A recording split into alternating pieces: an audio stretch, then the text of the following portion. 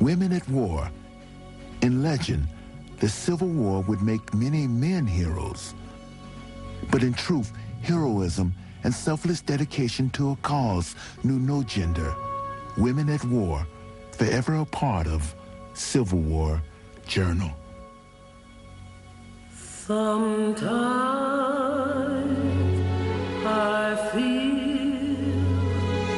like a motherless child. Sometimes I feel like a motherless child.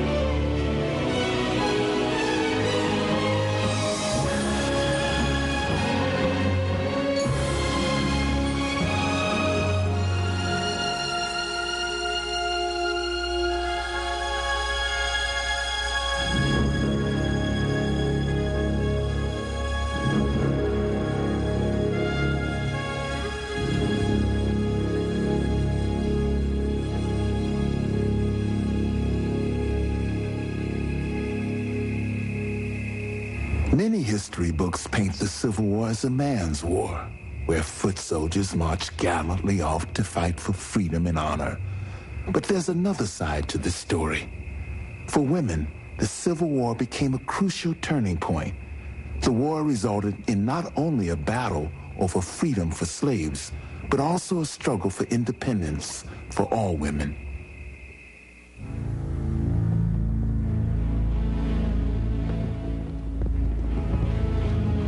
I never knew a woman to falter or to be found want, no matter how trying a duty she had to perform in the field or at home.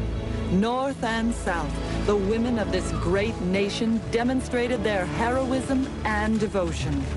Mary Logan.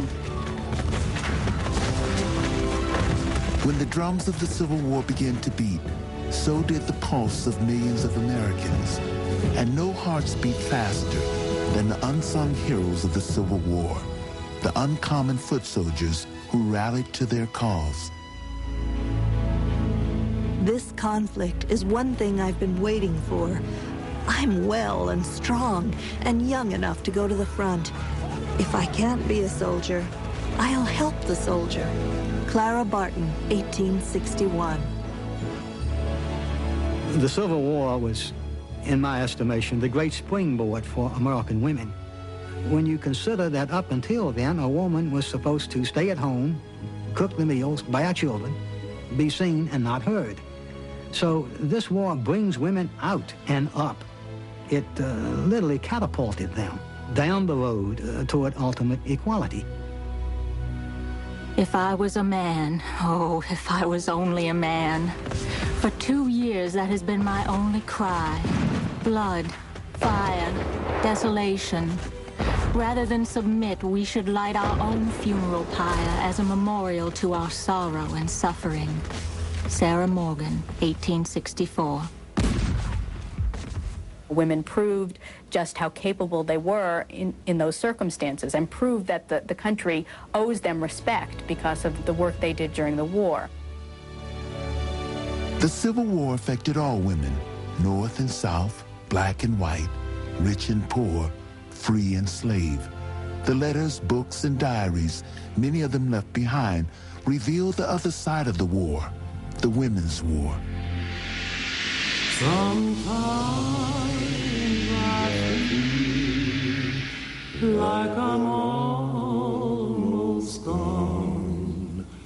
I do earnestly earnestly desire to arouse the women of the North to a sense of the condition of 2 million women of the South, still in bondage, suffering what I suffered, and most of the time far worse.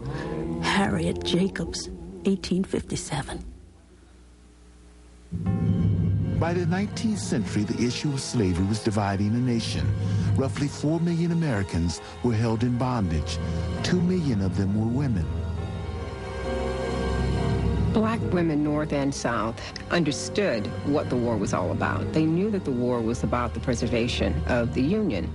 But unlike white women, black women hoped that the war would lead to emancipation for those slaves in the South, and those who were free hoped that the war would expand their liberties.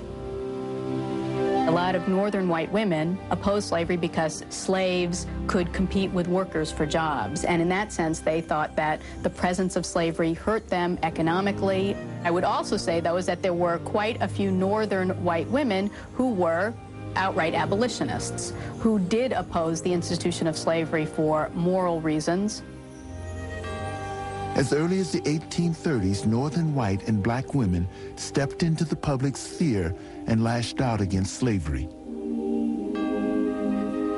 I appeal to you, my friends, as mothers.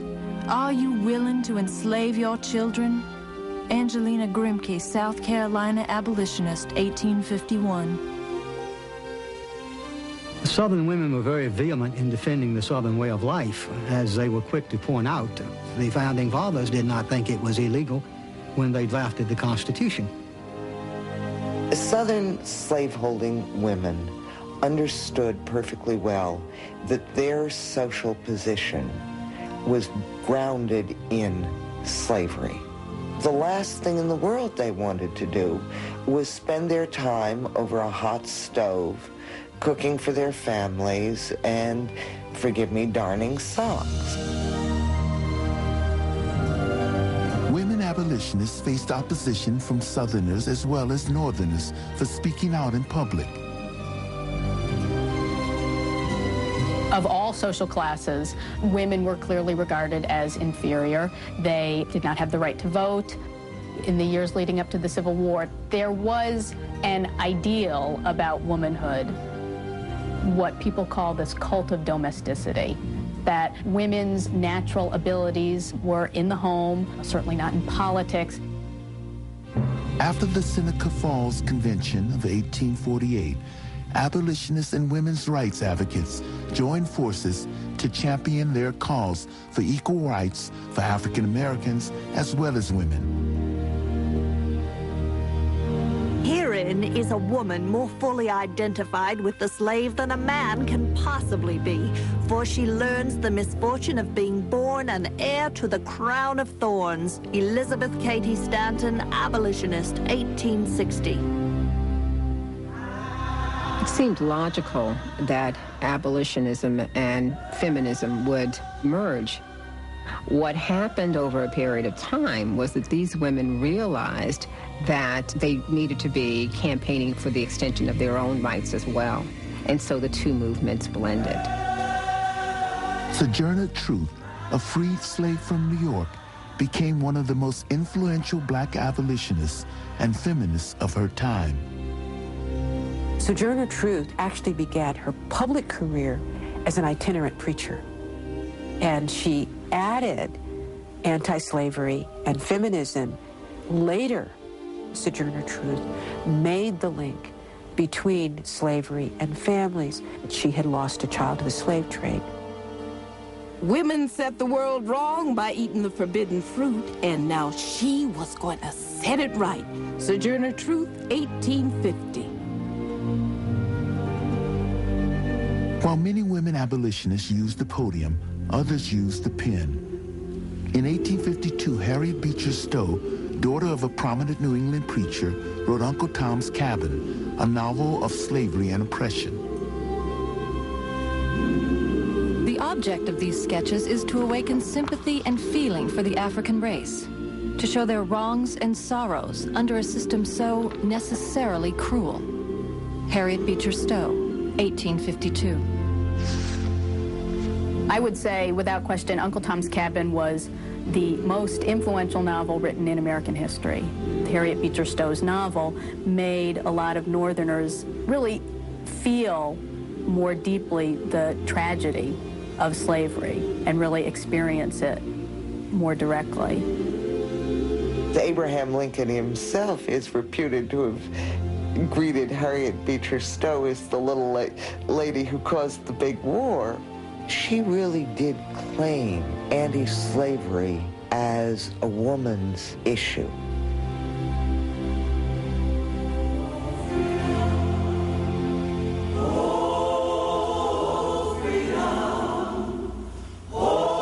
In February of 1861, Abraham Lincoln was inaugurated as the 16th President of the United States. While many slaves hoped Lincoln would emancipate them, Harriet Tubman was already leading her own crusade for freedom. Harriet Tubman was an extraordinary woman. She was known as the Moses of her people, or as General Tubman. In the 1850s, she not only gained her freedom by running away, but then she returned several times to bring out members of her family, and the estimates of the people she helped to freedom go as high as 200. Harriet Tubman helped form the Underground Railroad, a series of way stations from the South up to Canada that shepherded slaves to freedom. I was the conductor of the Underground Railroad for 8 years, and I can say what most conductors can't say.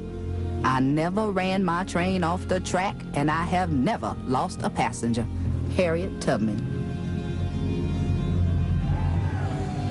By 1861, the politics of slavery had ripped the country in two.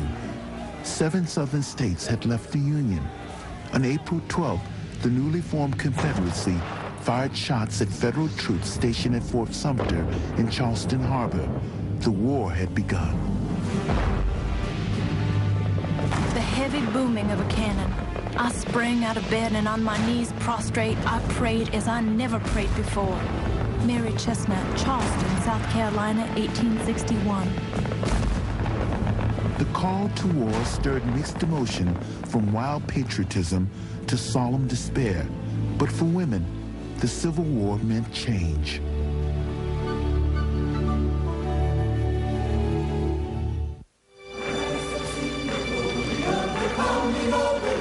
He is trampling out the bridges where the great Sir Francis stood. He has loosed the fateful lightning of his terrible sword. His truth is marching on. In 1861, poet Julia Ward Howe wrote the lyrics to the Battle Hymn of the Republic, the most remembered song of the war. Her lyrics inspired patriotism in soldiers that marched off to battle, as well as in the women they left behind. Let the hero born of woman crush the serpent with his heel, since God is marching on. Julia Ward Howe, Battle Hymn of the Republic. Certainly the outbreak of war was something that women might support patriotically, but in reality, they were forced to confront what it might mean, which would be the division of their household, splits within the family, and this was very poignant for many women. Women's greatest wartime contribution, I think, is probably the most difficult to see, and that is they kept things going. They did jobs that men did before the men went to war. They took responsibility that women supposedly could not take. And I think that is the basic, fundamental, important contribution. Possibly the greatest contribution that women made to the war effort was a result of their skills as needlewomen. They were able to sew uniforms and were almost single-handedly responsible for clothing both armies. Women North and South also mobilized soup kitchens and relief societies that rolled bandages and bedding. But for the Union, no women's efforts helped save more soldiers' lives than the Sanitary Commission, which prevented the spread of disease in camps. The Sanitary Commission had huge fairs in Philadelphia and other places, and they raised money of a magnitude that in today's terms would be in the millions of dollars. One of their key efforts was to find